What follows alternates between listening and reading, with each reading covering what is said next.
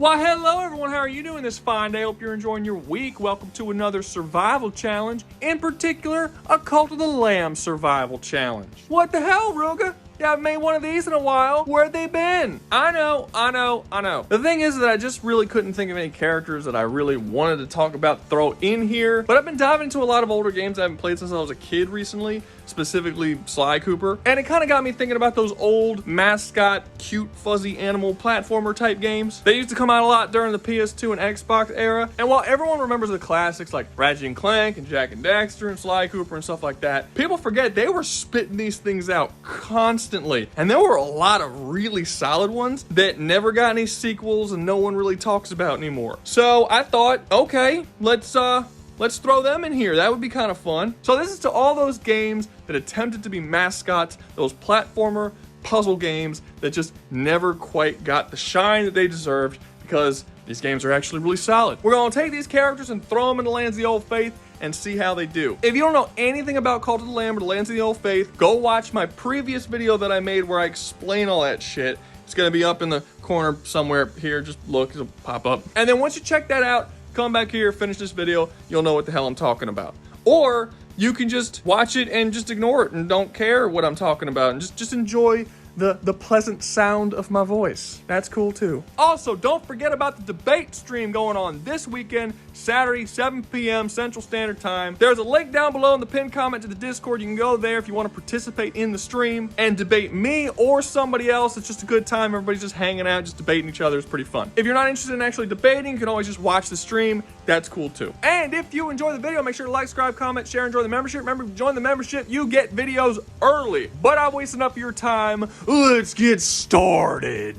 First up on the chopping block, we have Rasputin Raz Aquato from the Psychonauts series. So Raz is a little child boy who grew up in the circus. His parents owned their own circus called the Aquato Circus, and they were acrobats. Raz was trained to be an acrobat from a very young age, and his parents put all this pressure on him that when you grow up, Raz, you're gonna be an acrobat. But one thing that his parents hated more than anything else was psychics for some reason, okay? And then one day, out of fucking nowhere, Raz started having psychic powers. How unlucky can you get? Raz's parents aren't too happy about this, but Raz himself is just ecstatic about it. He loves psychics, and his dream is to go off and become a psychonaut, which is basically a government-run psychic black ops unit. Eventually, he just gets sick and tired of his parents not accepting him, so he decides to run away from the circus. That's fucking ass backwards, but okay. And he arrives at this special camp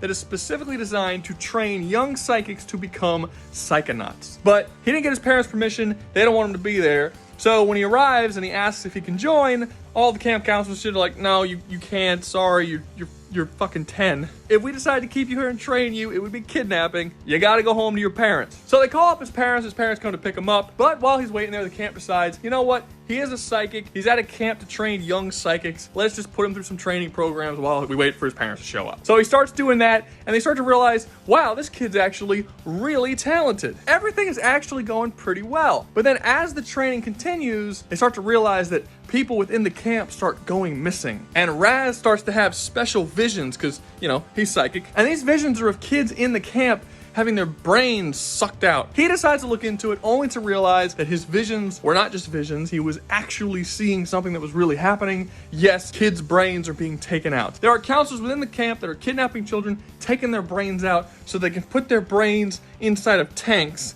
to make psychic tanks. Okay, but Raz refuses to take this lying down. He decided to stand up and go against the camp counselors who are harvesting the brains of psychic children to power psychic tanks. And that is the plot of the game. Raz has a lot of really cool powers. Well, I mean, he's a psychic, so he's got like psychic powers. But those psychic powers do run the gambit of what psychic powers can do.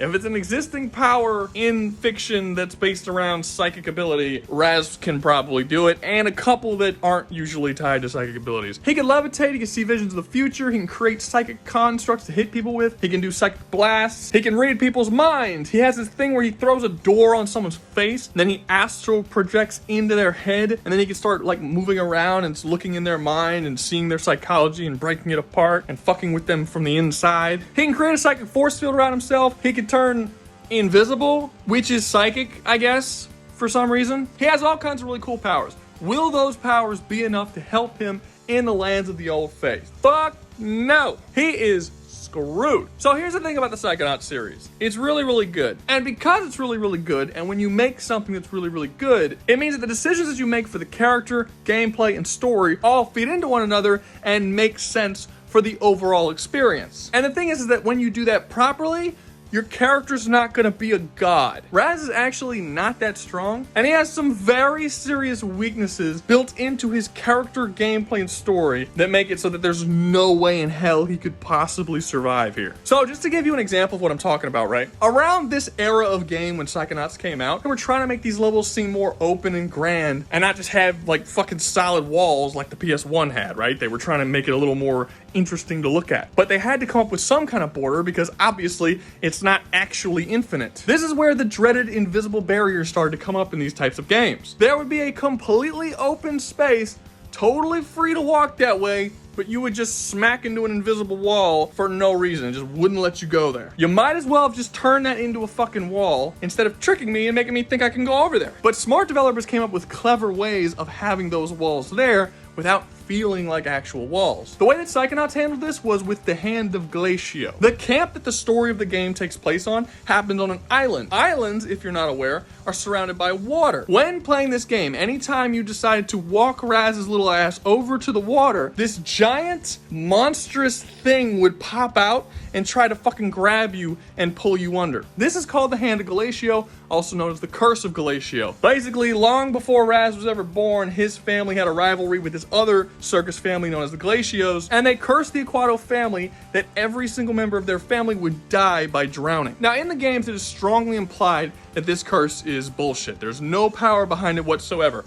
However, Raz has been told his entire life that he is going to die if he goes into the water because it's a curse. He believes it's true. This gave him a massive fear of the water, and his psychic abilities created a monster that anytime he goes near the water will attack him. He invents it using his powers. Pay attention, developers. This is how you make a fucking video game. They took something as simple as a border to a level, and not only did they give it a lore reason for existing, but it also adds to the character of Raz, gives him a weakness that is believable and written directly into his backstory, and it tells you something very interesting about his relationship with his own powers, which is that he can't control them. Things like this are written throughout the entire game. For instance, when you die in this game, Raz is teleported to the nearest checkpoint. You don't have to explain that. Most games have checkpoints. We understand what a checkpoint system is. It doesn't need to have any sort of deep lore reason. But this game went out of its way to give you one. Raz doesn't know how to teleport. He straight up says within the series that it's an ability he doesn't know how to control. However, when he's about to die and he has a massive fear of death, his instincts kick in and teleport him to the last known safe location that he remembers. The fucking checkpoint system of the game has an in-lore character reason for existing. This is such a good fucking game. And the sequels of the game continue on this tradition. For instance, in the second game, there's a lot of powers that you had in the first one that you can't use in the second one anymore. Now, this happens all the time in sequels. Sometimes they just depower your character or just don't mention it at all. You just can't use those powers anymore. But in Psychonauts 2, there's actually dialogue where Raz says that he never mastered those abilities and they never became second nature to him, so he doesn't trust himself to use them in a stressful situation. The developers over at Double Fine, when making the second game, saw the mechanics that they wanted to utilize from the first one and the ones they wanted to get rid of, and then once again gave a story and character reason as to why those abilities do not show up, as well as explaining why the new ones that they introduce in 2 come up and are used more often. Again, really good game. This is how you integrate power level, story, character, and gameplay all in one go. You don't just write a game where a character has random fucking power levels and then correct everybody when they say he's a weak bitch on Twitter by saying, well, no, actually, he could destroy multiverses. We just didn't put it in the game. Yeah, I wonder who the fuck that is. But the downside of this, which is in no way related to quality, is that in this type of video, he's not going to do very well.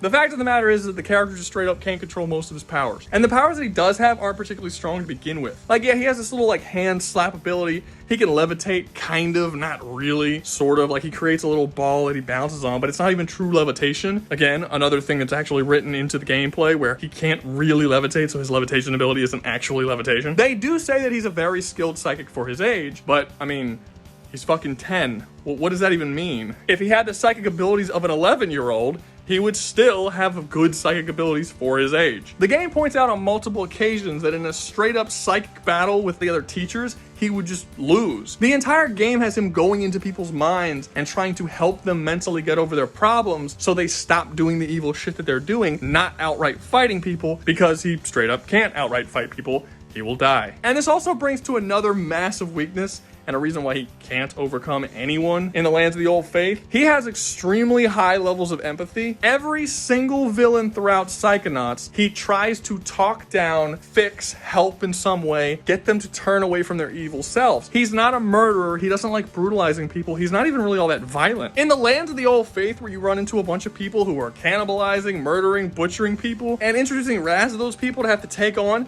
just for him to realize that actually all of those people were brainwashed, mind-fucked, and abused to become the people that they are now. There isn't a chance in hell that Raz is going to be able to take those people on and not have his emotions of how they got that way get in the way. Raz, when you really look at his character, is kind of like a young therapist in training. He wants to fix people. He doesn't want to hurt people. That was the thing that made the game so interesting. While the villains are still villains, I'm not going to say like, oh, the villains aren't villains. They are villains, they're bad people. But Raz didn't go about solving his problems in the usual platformer hero type way where he just went and beat people up. It was a more unique way of going about it. And that's why people remember this game even to this day. And before you go thinking, hey Rouga, if people remember him to this day, doesn't it kind of defeat the purpose of what you were talking about earlier, where you're trying to do sort of unknown games? No, motherfucker, this qualifies. It was a cult classic. Most people didn't buy it when it came out, and they came up with a sequel, and it didn't sell well. So no, this is in no way comparable to something like Ratchet & Clank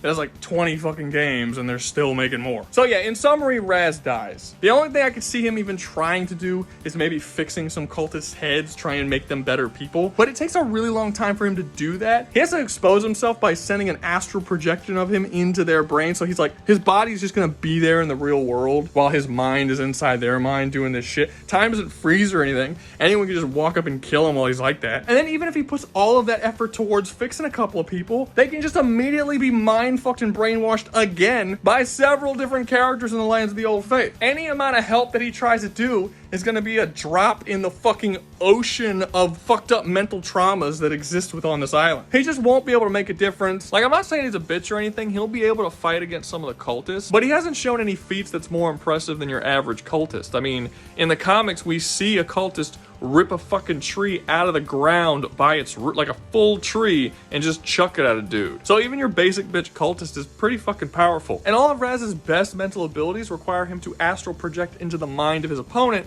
which leaves him completely exposed. So it'll only be useful if he's in a one-on-one fight, which is never gonna happen. He's gonna be taking on dozens of cultists at the same time. The one thing I will say is that he does have a very, very high mental resistance, so he's not gonna be getting indoctrinated by any of the cults, but that makes his survival chances even lower since they can't take him over, they're just gonna fucking kill him. Next up, we got Blinx the Time Sweeper. This is normally the part where I give some bullshit title, you know? Cause like, if the character's name is the same name as the title of the thing he's in, I'm not gonna say Blinx the Time Sweeper from Blinx the Time Sweeper. That's stupid. So I usually just make up a title like Blinx the Time Sweeper from Totally Spies just to fuck with you because I think it's funny. But from this point on the list, literally all the characters' names are the same as the title of the games they're in. And also, like 90% of the people watching this video aren't even going to have heard of most of these characters. So, like, how much do I really want to fuck with you? Do I want to fuck with you that much? Probably not. So I'm just gonna say their names. I'll bring that joke back next video. So Blinx the Time Sweeper is another really, really cool game. And it's a cool premise for a game, too. So the idea of the game is that you're Blinx, the Time Sweeper. I don't mean to keep saying that. And in this universe, there's a bunch of different worlds, and all these different worlds have their own sort of timelines, and different things happen in these worlds that fuck up the timelines. Time Sweepers are meant to go in and literally sweep up and clean up whatever sort of time bullshit shenanigans happen to go down in the different worlds. The basic rules of the universe is that when time is fucked with, it creates something called a time glitch, which starts turning things into time crystals, and then those time crystals become monsters, time monsters, that then just start going down a rampage. And if it gets out of hand, there's too many time glitches, the entire universe will just fucking destroy itself. Just to give you sort of an example what that would look like, let's say you have like a dude, right? And then you go back in time and you murder his parents before he's born. Well, that created a time glitch because that dude shouldn't exist, but he does. So what happens? That dude turns into a time crystal. If that time crystal is not swept up soon, it eventually turns into a monster, starts destroying shit.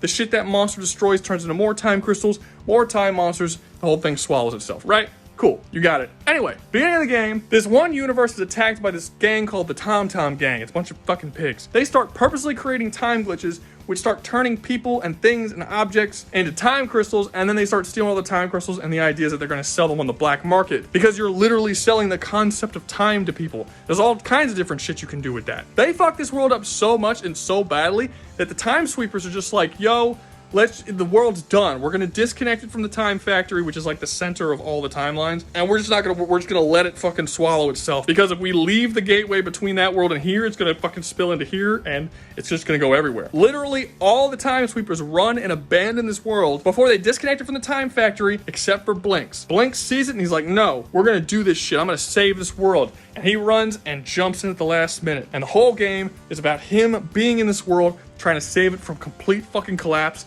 after literally all of the other Time Sweepers abandoned it. Blinx has a lot of really cool powers that are pretty much all linked to him being a Time Sweeper. For one, he's completely immune to any amount of time fuckery that you can do. Time Sweepers exist outside the normal rules of time. So like, for instance, if you were to go back in time and murder his parents before he's born, you wouldn't erase him. He would still be there. Doesn't matter what you do, he doesn't follow those same rules. In fact, you can go back 5 minutes and murder him. And if you go to the current time, he'd still be there. If you want to kill a Time Sweeper, you have to kill him right here, right now. On top of that, he can also absorb time crystals and use them to control time in various ways. All the normal stuff is here. You can back up time, you can fast forward time, you can freeze time. You can create alternate timeline versions of yourself. So like, he has a power where he kind of records and then he does some shit and then he goes back and then his copy does the things that he just did because he already, it's not like a copy, it's like he's doing it. But it's like him in the other timeline that he just did. And then him in this timeline turns invisible, and then he can do whatever he wants while his other copy is doing all that stuff. So that's kind of cool.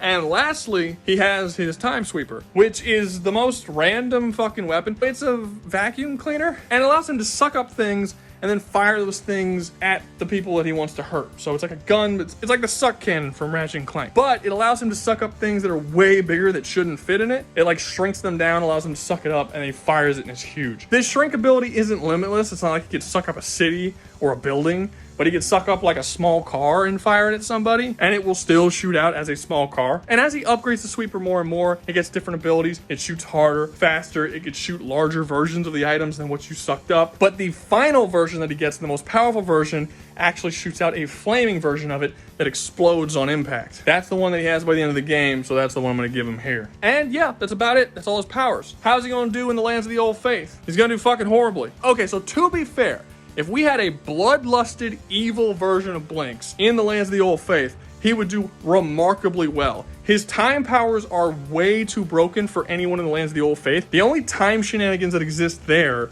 is like time freeze. That's it.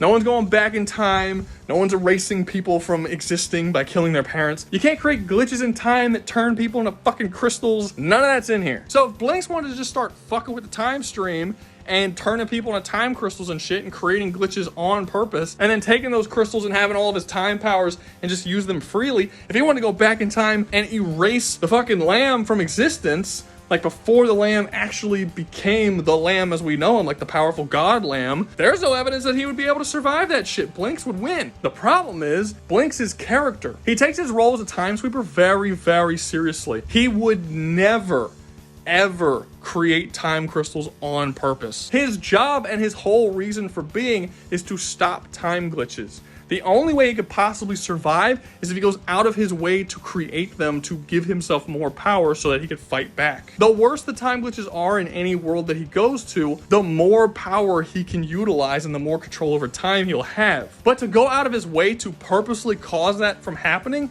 goes completely against his character. And because no one else in the Lands of the Old Faith can go back in time or fuck with time anyway outside of just pausing it really quick, they can't create time crystals either because they're not capable of creating time glitches. Which means in the Lands of the Old Faith, without time crystals, the only thing that Blinx will be able to do is suck up shit with his vacuum and shoot it out. That's it. That's not enough. Even if his vacuum had infinite ammo and he could just shoot out a bunch of exploding garbage non-stop, that still wouldn't be enough to take on all the threats that are here. But he can't. There's a limited amount. He could suck up like a couple of things, shoot them out, then he has to go find something else to suck up. He's constantly having to look for ammo. He basically just becomes some normal cat dude with a fucking shitty vacuum cleaner that holds almost no ammo. Without his time abilities, he won't be able to kill all the cultists, let alone the bosses or the god level characters. So then the question becomes, will Blinx turn his back on all of his beliefs and start purposely creating time paradoxes just so that he can survive on the island? The answer is unfathomably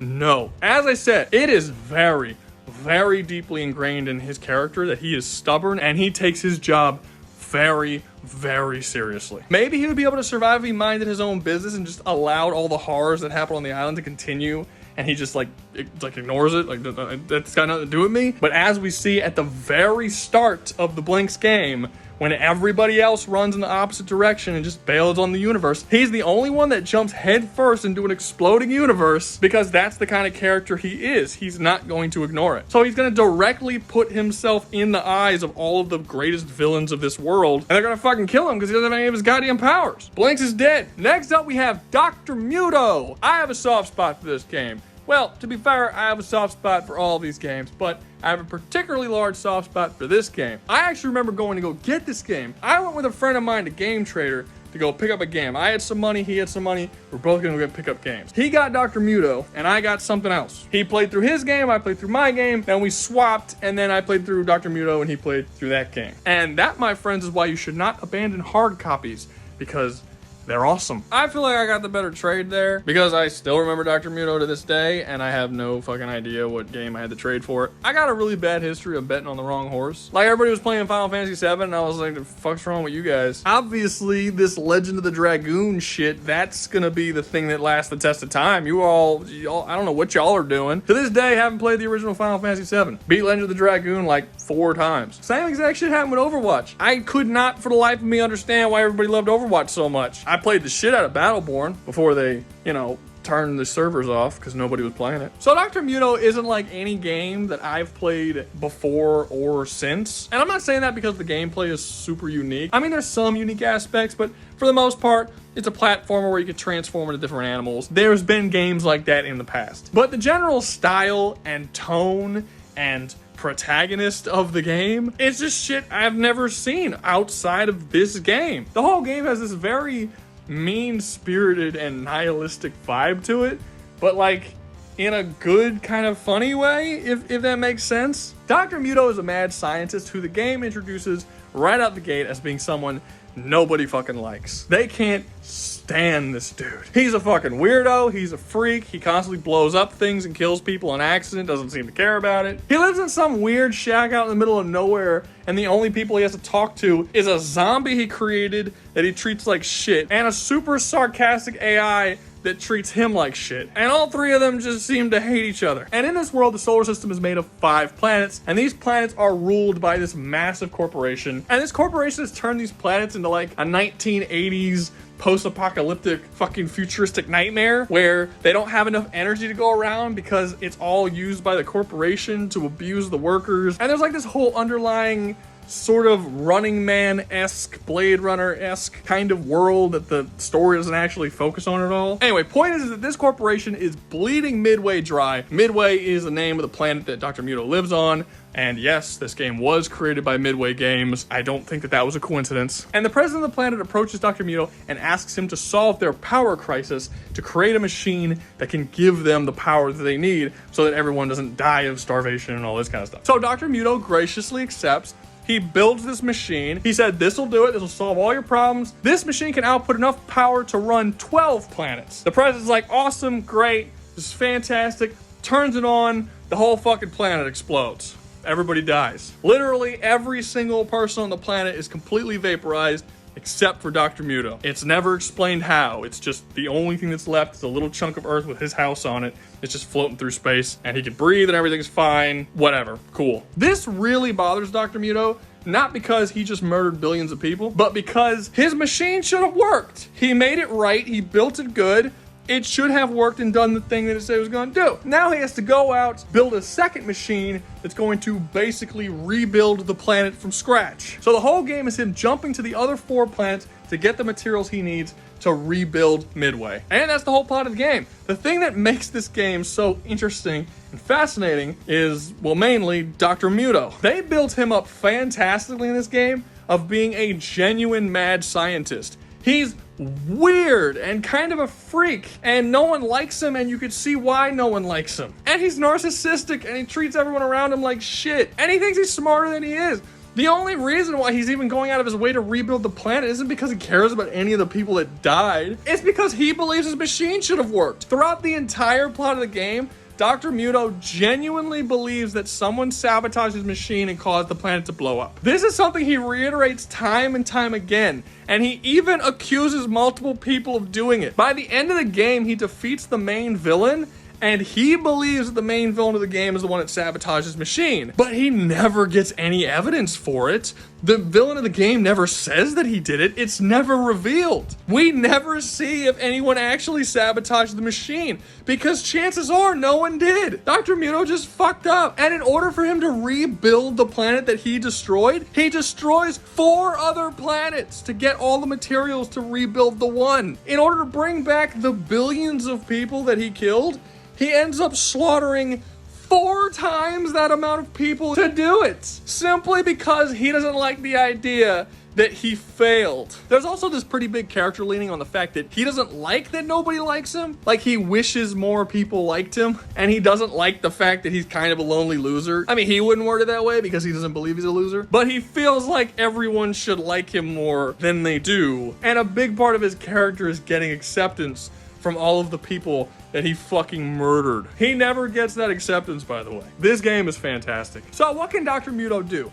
Well, when he's not trying to, he can blow up planets. Actually, when it comes to non-combat related shit, he can do basically anything. He's created zombies and spaceships and teleporters and matter manipulation devices and all kinds of crazy shit. But when it comes to him actually fighting people, he's got this little like TV remote thing that shoots out electricity, and he can turn himself into animals. Yeah, remember how I said that they kind of lean into the idea that he's a mad scientist? None of the shit he does makes sense. But that is written in the story of the game as a part of his character, because he's a fucking mad scientist. The shit he does is not supposed to make sense. He's not all there. Like, we see the crazy shit that he can make in this game that he uses for just the stupidest reasons. But then when he goes into battle against armies of dudes, he's got like a fucking taser and he turns into a mouse.